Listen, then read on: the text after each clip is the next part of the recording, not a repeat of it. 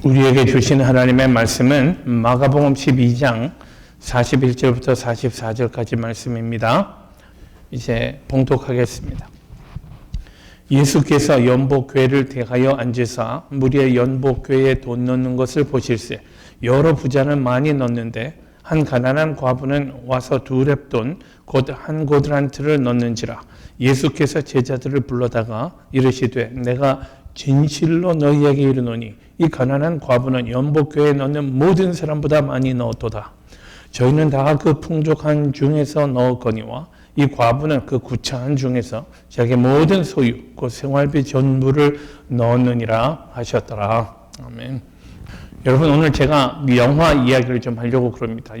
모든 영화에는요 주연이 있습니다. 주연, 잘생긴 남녀가 이렇게 극을 이끌어나는, 스토리를 이끌어나가는 그런 존재로 등장합니다. 사람들은 이 주역들을 보기를 좋아합니다. 그래서 누구 멋있는 남녀가 나오면 그 사람 나오면 내가 꼭 봐야지 하는 마음을 가지고 영화를 찾아보기도 합니다.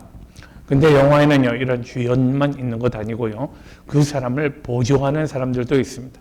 주연보다 좀 덜 할지 모르지만, 그러나 그게 그 흥미를 위해서 반드시 필요한 그런 사람들도 있습니다.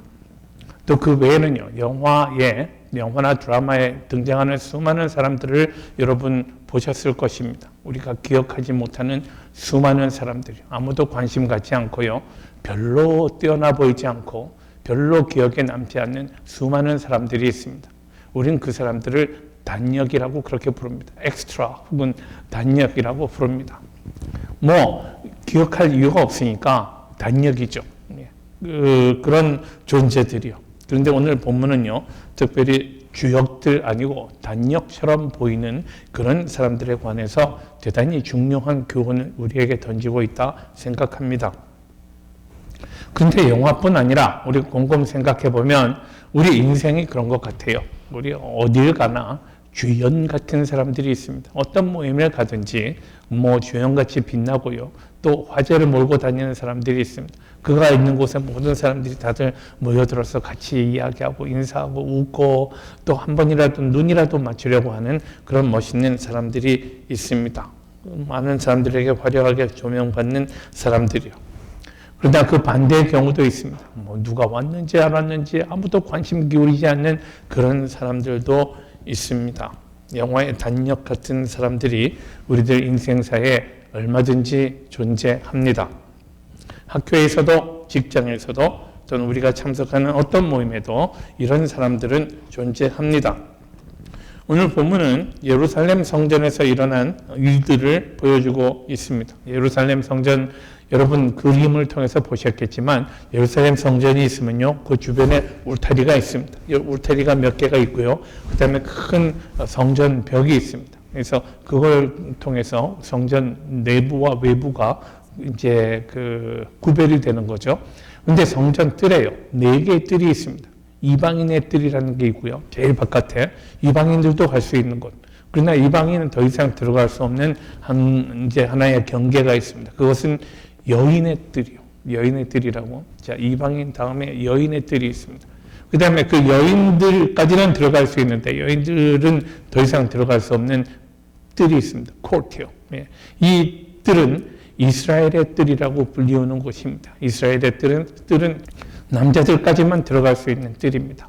그리고 그 남자들도 들어갈 수 없는 제사장의 뜰이 있습니다. 이렇게 뜰이 몇 개가 있는데 구별이 되어서 있는데, 오늘 본문의 기사는요, 여인의 뜰에서 일어난 일입니다.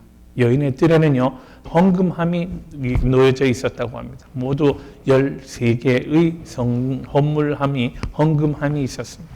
그 중에 9개는 성전 운용을 위해서 쓰이는 헌금이었고요, 또 나머지 4개는 가난한 사람들을 구제하기 위해서 놓였던 헌금함이었다고 합니다. 오늘 본문은 이렇게 시작합니다. 41절 말씀이요. 예수께서 연복궤를 대하여 앉으사 무리의 연복궤에 돈 넣는 것을 보실세. 예수님이 사람들을 하나하나 살펴보시고 계십니다. 이 연복궤, 헌금함에 돈 넣는 사람들을 잘 관찰하시면서 오늘 이야기가 시작이 됩니다. 오늘 이야기를 가만 보면 여러 부자들과 함께 가난한 과부 한 사람이 등장합니다. 과부의 헌금과 부자의 헌금은요, 액수로는 비교할 수 없는 그런 큰 차이가 있는 헌금이었습니다. 돈이 동전이었잖아요. 지폐가 아니고 동전입니다. 그러니까 헌금함에 동전을 놓으면 동전 떨어지는 소리가 났겠죠. 부자들이 헌금을 할 때는 우와르르 소리가 났을 것입니다. 근데 과부의 헌금은 동전 두 잎이었습니다. 그러니까 별 의미 있는 소리는 나지 않았으리라 생각을 합니다. 그런데 예수님은요, 부자들의 헌금은 내버려 두고 이 과부의 헌신을 칭찬하셨습니다. 헌신에 관한 이 과부는 예수님이 보시기에 최고였습니다. 많은 사람들 중에 단연 최고였다는 거예요. 이 여인은 아무도 하지 못한 일을 했다고 예수님은 칭찬하셨습니다. 그가 했던 일이 무엇입니까? 오늘 44절이요. 결론 부분에 보면 예수님이 말씀하십니다. 이 과부는 그 구차한 중에서 자기 모든 소유, 그 생활비 전부를 넣느니라 라고 말씀을 하십니다. 여인은 가난한 사람이기 때문에 많은 돈을 드릴 수 없었습니다. 지극히 적은 액수를 드렸습니다만은 그러나 이 여인은 자기의 모든 소유를 하나님 앞에 드린 사람이었다라고 예수님은 칭찬하셨습니다. 잠깐 말씀드렸지만 여인의 헌금 소리는 들리지도 않았을 것입니다. 동전 두 잎 떨어지는 소리가 무슨 의미가 있었겠습니까? 그래서 여인은 부끄러운 마음으로 고개를 들지 못하고 얼른 드리고 갔을 것입니다. 그러나 여러분, 이 동전 두 잎은요, 여인이 하나님 앞에 드릴 수 있는 전부였다라고 성경은 말합니다. 여인은 예수님이 옆에서 자기를 관찰하고 있는 것을 알지 못했습니다. 사실 누가 이 여인에게 관심이나 가졌겠습니까? 여인이 왔는지 가는지 또는 여인이 헌금을 하고 있는지 뭘 하는지 누가 관심을 가졌겠습니까? 여인은 가난한 사람이고 과부였습니다. 아무도 그에게는 관심을 가질 필요가 없었던 그런 사람이었습니다. 다른 사람들 눈에 띌 만한 것은 아무것도 갖지 못했던 평범한 사람이요. 당시 사회 구조에서 보자면 여인은 다음 시민이요. 그죠? 예, 여인이었던 것만도 괴로운데 거기다가 과부가 되었습니다. 그러니 이 여인은요, 이 여인이 남편을 잃는 그 순간에 여인은 이 사회 소외계층으로 전락할 수밖에 없었습니다. 남편이 벌어다 주던 수입이 없어지니까 생산 수단이 없었고요. 그러다 보니까 극빈층으로 순식간에 떨어져 버렸던 것입니다. 그러니 이 여인은 성전뜰에 나타날 수많은 사람들이 나타났다가 사라지고 아무에게도 관심 받지 못하고 있다가 없어져 버리는 그런 수많은 사람들 중에 한 사람이었습니다. 오늘 본문의 배경을 다시 한번 보십시다. 당시의 유대인 사회의 주역과 단역이 얼마나 선명한 대조를 이루는지 우리 잘 찾아볼 수 있습니다. 41절, 42절 말씀이요. 무리의 연복교에 돈 넣는 것을 예수님이 보고 계십니다. 그런데 여러 부자는 많이 넣었다고, 그러나 한 가난한 과부가 와서 두 렙돈, 곧 한 고드란트를 넣었다고 성경은 이렇게 간단하게 설명합니다만은, 그러나 그 간단한 장면에 참 말로 다 할 수 없는 많은 그런 의미들이 있습니다. 오늘 본문 바로 앞에 보면 예수님은 특별히 서기관들을 삼가하라라고 예수님 당부하시는 부분이 있습니다. 서기관들의 위선에 대해서 예수님이 말씀하셨던 것입니다. 서기관들이요. 그리고 부자들. 이 사람들은 그 시대의 주역이었습니다. 이 사람들이 이렇게 차리고 나가면 다른 사람들이 전부 길도 비켜주고 전부 이렇게 그 선망의 눈으로 바라보던 사람들이요. 차림새부터 달랐습니다. 길고 화려한 옷을 입고요. 또 그 부티를 내면서 사람들 앞에서 이렇게 그 고개를 들고 하는 그런 모습이요. 일단 이 사람들 등장하면 모두 다 길을 비켜줍니다. 말하다가 또 갑자기 말을 멈추고 이 사람들이 뭐라고 하나, 이 사람들에게 신경 쓰는 그런 존재들이었습니다. 서기관들은 당시 예루살렘 사회의 최고의 엘리트들이었습니다. 서기관들은 뭐 하는 사람들이요? 성경을 필사하던 사람들이요. 성경을 필사하던 사람들이니까요. 성경에 대해서 특별히 모세율법의 전문가들입니다. 그래서 이 사람들을 로여라고 불렀습니다. 율법사요. 그리고 당시 사람들이 성경을 읽는데 해석하는데 문제가 생기면 율법사들, 서기관들에게 찾아와서 물었던 그런 사람들입니다. 평생을 하나님의 말씀을 연구해 왔던 사람들이니까 정통한 그런 권위를 가지고 있던 종교 지도자였습니다. 서기관들은 오늘날로 말하자면 교회 교역자들하고 비슷한 그런 사람이었겠지만 사회적인 지위로 보면 오늘날 목사들이 갖는 지위와는 비교할 수 없는 그런 높은 지위를 가진 사람들이었다. 이렇게 생각하시면 틀리지 않을 것입니다. 예수님 당시 서기관들은요, 자기들이 하는 일로 급여를 받는 것이 금지되어 있었습니다. 그러니까 서기관들이 부자였다라고 말하기는 어렵지만 단정할 수는 없습니다만은 영리한 사람들 얼마나 많습니까? 자기의 그 지위를 이용해서 돈을 모으거나 불편하지 않게 사는 그런 방법을 이 사람들은 충분히 여러 가지 방법을 알고 있었으리라 생각합니다. 종교계의 귀족이요, 사람들의 존경받는 지위에 있었기 때문에 그들은 아쉬움 없이 사는 사람들이었다. 이렇게 생각할 수 있습니다. 부자는 일반적으로 또 하나님의 복을 받은 사람들이었다고 간주되었습니다. 하나님이 주시는 큰 복 가운데 하나가 부 아닙니까? 부. 그러니까 이 사람들이 경건하게 살고 하나님이 복을 주셨기 때문에 이 사람들이 부자가 되었다라고 생각했었단 말이죠. 당시 사회에서는요. 하나님의 복을 받았다면 그렇게 하나님의 복을 받을 만한 충분한 이유가 있었을 것이고 그것은 필경 아마도 그들의 경건을 하나님이 인정하셨기 때문일 것이다. 사람들은 그렇게 생각했습니다. 그러니까 사람들이 부자에 대해서는 특별한 존경을 갖고요. 또 선망하던 그런 사람들이었습니다. 그러니까 서기관, 부자들 이런 사람들은요. 사람들이 모두가 선망의 눈으로 바라보던 사람들이고요. 또 사람들이 전부 부러워했겠습니다만은 그러나 여러분 성전들에 계시던 우리 주님은요. 주님의 시선은요. 그들을 향하지 않았습니다. 사람들은 서기관과 부자들이 그 시대의 주연이라고 사람들은 생각했겠지만 그러나 주님께는 그들이 주역이 아니었습니다. 그들은 주님의 주연은 아니었습니다. 주님은 뜻밖에도 어떤 여인에게 특별한 관심을 가지셨습니다. 이 여인은 가난한 과부였다고요. 과부의 사회적 의미에 대해서 말씀드렸습니다. 매우 불행한 사람, 경제적으로는 최하층에 속하는 불쌍한 존재였습니다. 그러므로 그날 성전들에서도 사람들은 아무도 이 여인에게 아무런 관심을 갖지 않았습니다. 그러나 예수님은 달랐습니다.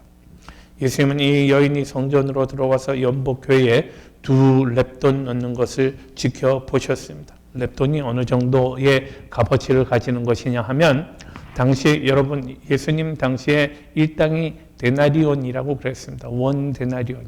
그러니까 원 데나리온을 우리가 한 100불 정도로 생각해 보십시다. 그냥 계산하기 편하게. 그러면 원 렙돈은요. 렙돈 하나는 데나리온의 32분의 1이었다고 그럽니다. 그러니까 100불의 32분의 1은 얼마입니까? 아마 3불 남짓한 그런 정도의 값어치가 있는 돈 아니었나 싶습니다. 그러니까 2렙돈 여인이 헌금함에 넣었던 동전의 값어치는 오늘 우리식으로 생각하면 아마도 6불 내외의 액수였을 것이다 생각이 됩니다. 그러나 이 여인의 모습을 통해서 이 돈이 여인이 가진 마지막 돈이었다. 마지막 재산이었다라는 사실을 주님은 명백하게 아셨습니다. 이 돈 외에는 여인에게 이제 남는 것이 없습니다. 이 광경을 보시고는 예수님이 제자들을 불러다가 말씀하십니다. 43절 말씀 보십시오. 이 가난한 과부는 연복궤에 넣는 모든 사람보다 많이 넣었도다 라고 칭찬하십니다. 저희는 다 그 풍족한 중에서 넣었거니와 이 과부는 그 구차한 중에서 자기의 모든 소유, 곧 생활비 전부를 넣었느니라. 여인은 자기가 가진 것을 조금도 남기지 않고 하나님께 모두 다 드렸고 그러므로 다른 누구보다도 더 많이 드렸다라는 의미입니다. 우리는 하나님 앞에 우리의 소득의 10분의 1 드리기도 쉽지 않습니다. 그러나 여인은 자신의 소유를 100% 모두 다 하나님께 드린 사람이었습니다. 과연 오늘 이 광경을 보면서 사람들이 의문을 제기합니다. 여러분, 당시에 성전이 또 제사장들이 얼마나 타락했었는가를 여러분 우리 잘 압니다. 예수님께서 예루살렘에 입성하시고서 처음 하셨던 일이 성전을 정결케 하신 일이었잖아요. 이렇게 타락한 성전의 운영을 돕기 위해서 이 가난한 과부가 자기의 전 재산을 바치는 것이 과연 합당한가에 대해서 의문을 제기하는 분들이 있습니다. 그러나 생각해 보면 예수님은 거기에 대해서 의미 없는 일이라고 하지 않으셨고요. 예수님은 그 헌신을 매우 칭찬하셨습니다. 이것을 보면 우리가 하나님 앞에 드리는 헌신은 헌신이고요. 또 그것을 사용하는 기관이 하나님 앞에 얼마나 깨끗하고 정직하고 성실해야 하는가는 그 기관의 책임이다라는 사실을 알 수 있습니다. 어쨌든 오늘 본문을 자세히 읽으면요, 예수님은 지금 헌금의 액수가 많거나 적거나 이런 문제에 대해서 말씀하지 않으신다라는 사실을 우리가 볼 수 있습니다. 예수님이 중요하게 보시는 것은요, 헌금의 많고 적고가 아니라 헌신의 정도였다라는 말입니다. 어느 정도 헌신하는가 말입니다. 이 가난한 과부가 그 누구보다도 많이 넣었다고 말씀하신 이유가 뭡니까?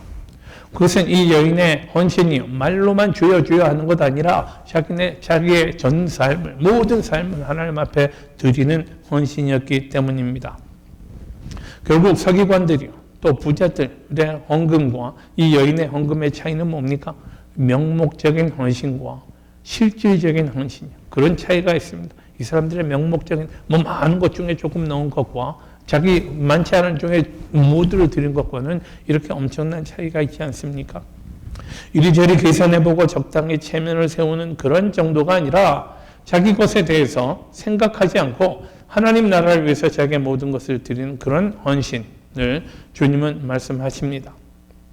이 장면을 자세히 관찰해 보십시오. 사람들이 당연하게 생각하던 그 시대의 주역들이 있지 않습니까? 이 주역들이요, 하나님 나라에 관한 한 오히려 단역으로 전락해버립니다. 예수님은 그들에 대해서 신경도 쓰지 않으셨습니다. 주님은 그들에게 전혀 관심 갖지 않으십니다. 반대로 사람들이 대수롭지 않게 생각하던 사람, 그 사람이 오히려 하나님의 나라를 위해 위대한 헌신을 하는 사람이라고 예수님이 말씀하신 부분을 기억하십시다. 그들이 하나님 나라의 주역이라고, 주연이라고, 하나님은 그들을 주목하신다고. 오늘 말씀은 예수님이 제자들에게 하나님의 나라에 대해서 말씀하신 내용 중에 마지막 것입니다.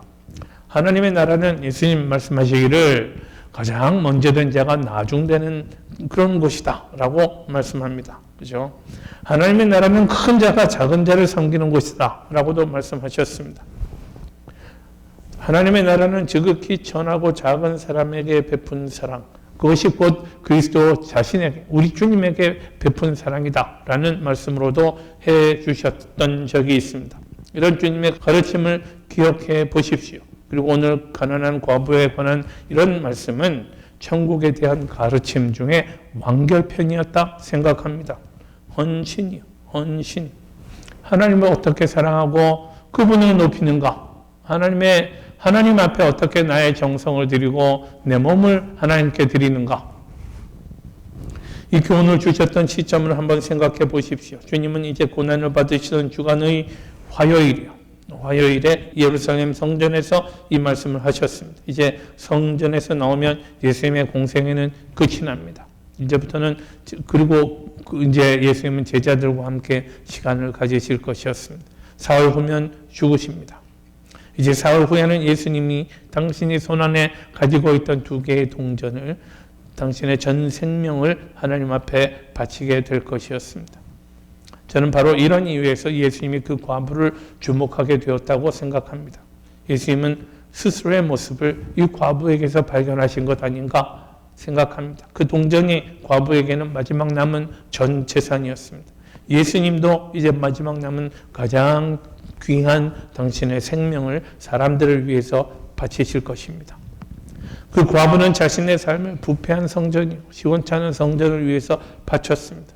예수님도 자신의 생명을 타락한 세상, 무가치하고 아무런 그럴 만한 이유가 없는 사람들, 세상을 위해서 예수님은 자신의 생명을 바치십니다. 과부는 자기를 위해서는 아무것도 남기지 않았고 하나님을 위해서 모든 것을 바쳤습니다. 예수님도 자기를 위해서 아무것도 남기지 않으시고 하나님을 위해 모든 것을 바치십니다. 이렇게 과부를 보는 순간 예수님은 자기 자신을 보셨던 것입니다. 그래서 주님은 제자들을 불러 앉히시고는 봐라, 이 여인이야말로 내가 너희들에게 가르치고 싶었던 인생의 모습이다. 이 여인을 보아라 라고 말씀하고 싶으셨다 생각합니다.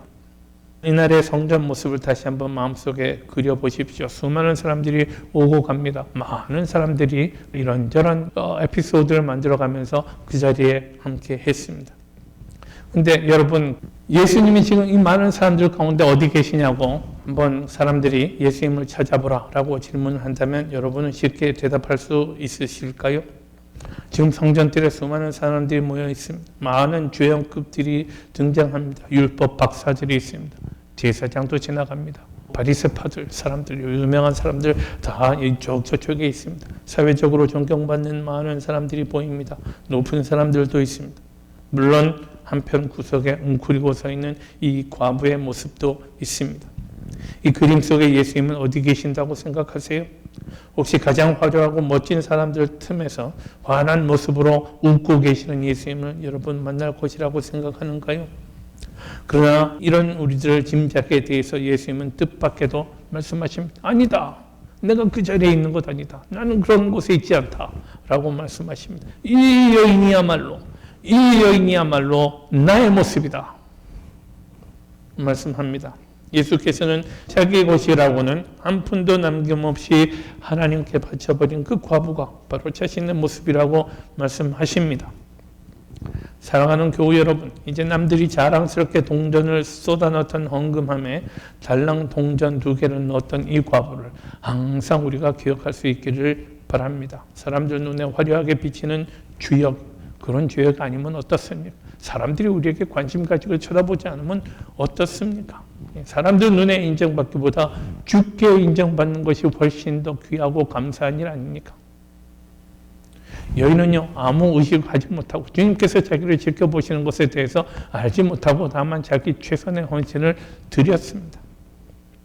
그런 사람을 주님께서 지켜보고 계시더라라는 사실을 기억하십시다. 사람들보다 하나님의 눈에 인정받는 사람이 되어야 하지 않겠습니까? 올 한 해 사람들 눈에는 단역으로 보일지라도 하나님 나라를 향한 헌신에 있어서는 탁월한 주인공이 되시는, 그래서 주님 앞에 인정받으시고 하나님이 참으로 기뻐하시는 그런 성도님들 되시기를 축원합니다.